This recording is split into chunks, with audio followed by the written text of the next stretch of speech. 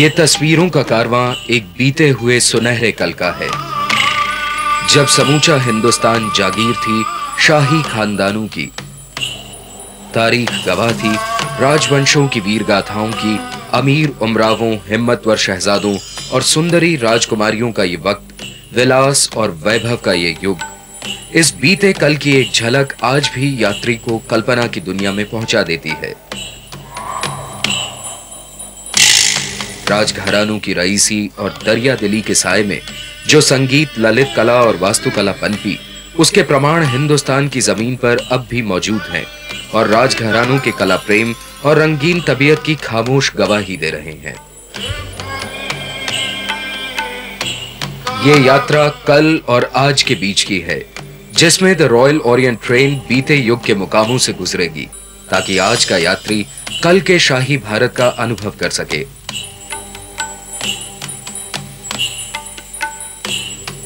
The royal Orient की precursor थी सुविख्यात palace on wheels train, जो यात्रियों को राजस्थान से परिचित करवाती थी। लेकिन मीटर गेज पर चलने वाली पैलेस ऑन व्हील्स को ब्रॉड गेज पर कन्वर्ट होने तक डिसकंटिन्यू कर दिया गया है।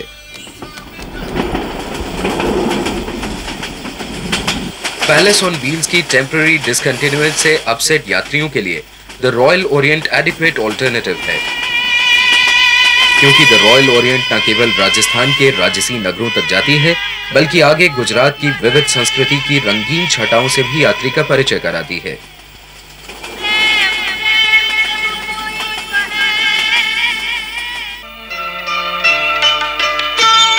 ये ट्रेन भी वाकई नायाब है। 13 खूबसूरत गोल्ड एम्बॉस सैलून कार्स फिर पुराने वैभव को समेट लाती हैं। महाराजाओं के अपने प्राइवेट सैलून्स ऐसे ही हुआ करते थे। इस ख्वाब के से आलम में आने वाला हर नया दिन कल्पना और यथार्थ के बीच की दूरी को और मिटा जाता है।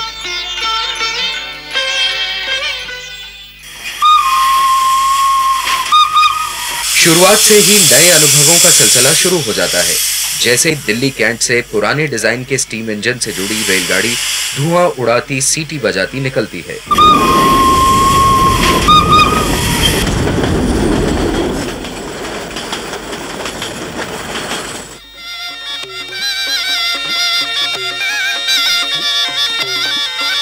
पहली सुबह चित्तौड़गढ़ में होती है, जहां की अनुपम सुंदरी रानी पद्मिनी ने पति की मृत्यु के बाद अलाउद्दीन के हरम के बदले जौहर की चिताग्नि को स्वीकार किया था। यहाँ के राजपूत राणाओं के अपूर्व पराक्रम और शौर्य की वीर गाथाएं आज भी राजस्थान के लोक गीतों का आधार हैं। राणा कुंभा ने सन 1440 में मालवा के महमूद खिलजी को पराजित कर अपनी विजय की स्मृति में जो विजय स्तंभ या टावर ऑफ विक्ट्री यहाँ बनवाया था, वो इस ऐतिहासिक नगर का प्रतीक बन गया है।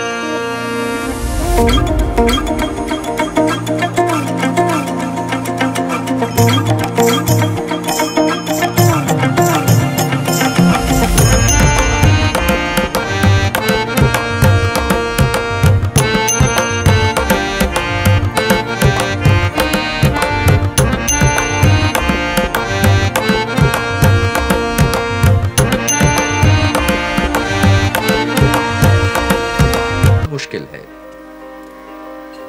रात ढलते ढलते यात्री अपने अपने लग्जूरियस कैबिन्स की राह लेने लगते हैं।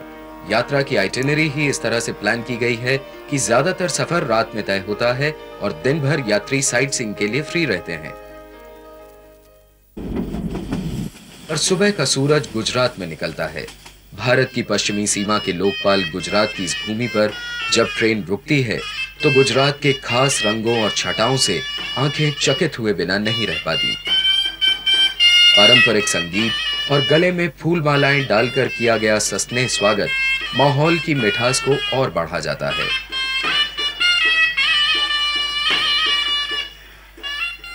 फिर कदम बढ़ते हैं गुजरात के शोभा स्थानों की ओर, जिनमें पहला पड़ाव है पालिताना में बारीक नक्काशी वाले 863 जैन मंदिर। यहां पहुंचने के लिए 4 किलोमीटर लंबी सीढ़ियां चढ़नी पड़ती हैं, लेकिन धार्मिक कारणों से ऊपर टेलीविजन कैमरास ले जाना स्ट्रिक्टली प्रोहिबिटेड है। सफर के चौथे दिन वरावल पहुंचकर सोमनाथ मंदिर जाया जा सकता है। अरब सागर के तट पर स्थित सोमनाथ का मंदिर महादेव शिव के 12 सबसे पावन तीर्थ स्थलों में से एक है। इस मंदिर की समृद्धि और दौलत हर आने वाली इन्वेडिंग आर्मी के लिए खुला निमंत्रण थी। कितनी ही बार ये टूटा और टूटकर फिर बना। आखिरी बार 1950 में इसे सरदार पटेल के अनुरोध पर रिस्टोर किया गया था।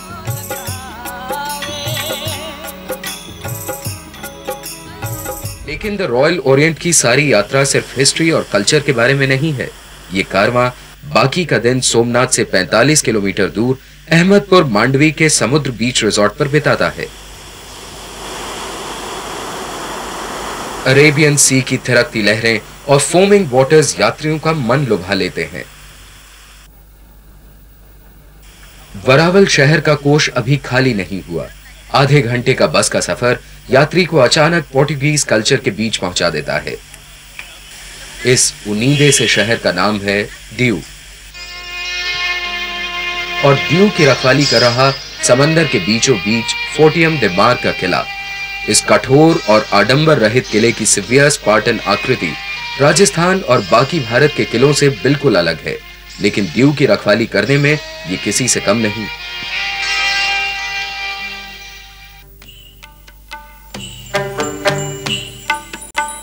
ट्रेन यहां से अहमदाबाद रवाना होती है, जो कि गुजरात का बिजनेस कैपिटल है। यहां से जयपुर होते हुए ट्रेन दिल्ली वापस लौटती है।